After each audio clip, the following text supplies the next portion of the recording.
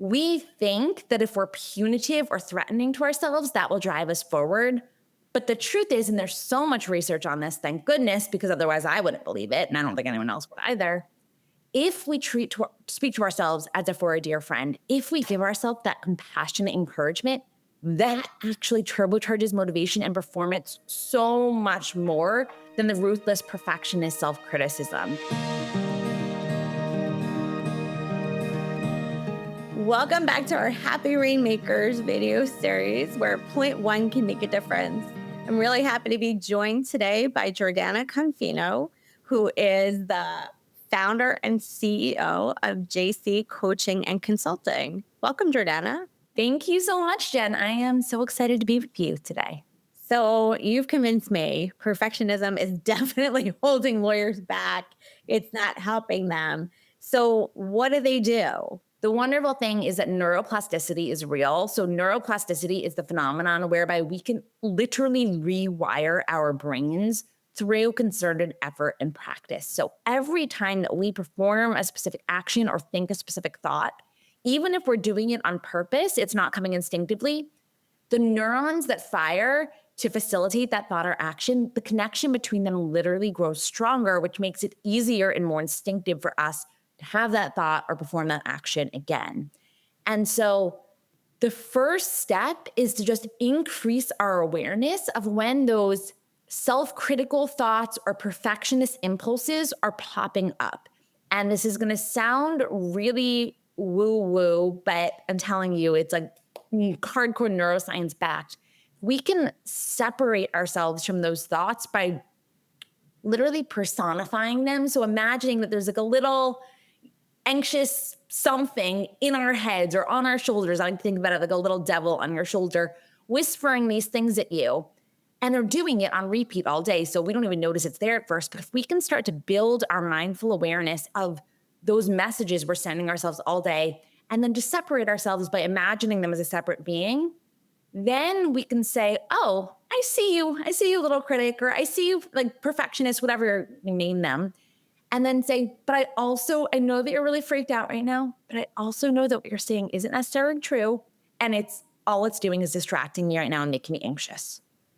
So I am just going to turn the volume down on you and get on my way. And the next step beyond that is actually replacing that thought with a more compassionate thought or more resilient self-talk. And what you can do there is just say, what would you say to a dear friend if they were in your exact situation and came to you saying all of these awful things or doubtful things about themselves?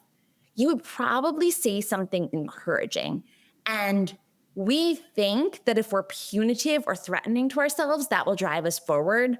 But the truth is, and there's so much research on this, thank goodness, because otherwise I wouldn't believe it, and I don't think anyone else would either.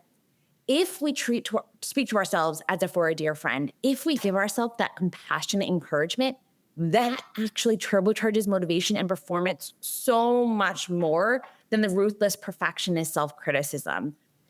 Well, that sounds like a wonderful idea. And it's what I would think of as mindfulness. So for somebody who is so anxious and so stressed out and so overworked, how can they get to the point where they can take a breath and see that? Do you recommend breathing techniques or meditation or yoga or something to get them to a place where they can even recognize those thoughts? Recognizing those thoughts and responding to them, that's self-compassion. And mindfulness is the first step.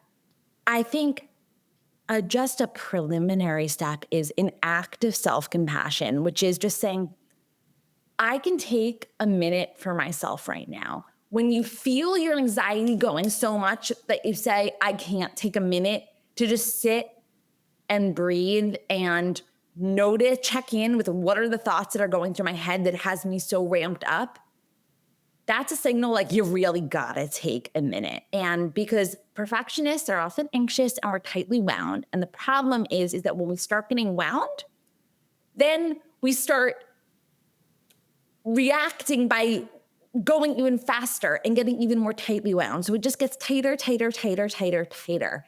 And when we say, I want to slow down or I want to step away from this at all, our brain gets even more anxious and it gives us this additional surge of anxiety. And then to make that extra anxiety go away, we just give into it and keep going and we don't do something. So I want to just introduce a term that I find so helpful, which is surfing the urge of our anxiety. So if you feel yourself like you're so revved up that you don't have a moment to just like check in and be like, well, what's going on in my head?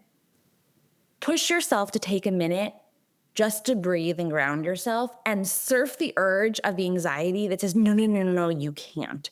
Because when we learn to surf the urge of that anxiety, what we recognize is like we can get to the other side. And when we're consistently just giving into it, we never learn that we can tolerate, not only can we tolerate that anxiety, the surge of anxiety that we feel when we try to do something slightly different is actually so much smaller than the slow burn of mounting anxiety that we feel when we don't try to do anything differently, when we just continue as we are.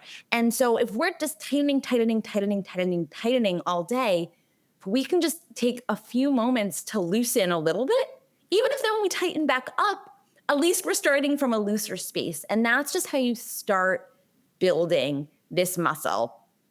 And what I will say is don't try to perfect your perfectionist recovery. So don't freak out if you notice that voice and then all of a sudden you're doing this and you're like, it's getting louder, it's getting stronger. Well, of course it is. Of course it feels like it is because you're aware of it now. And before it was just in there and you weren't even recognizing that it was driving the car. So it felt like background noise and now you hear it and it was louder, but it was there the whole time. It was there the whole time, and recognizing that it's there is the first step to turning the volume down on it. Well, I think there's so much hope in what you've said, and I'm so happy that you were able to explain that. Thank you so much. Thank you so much for this conversation, Jen.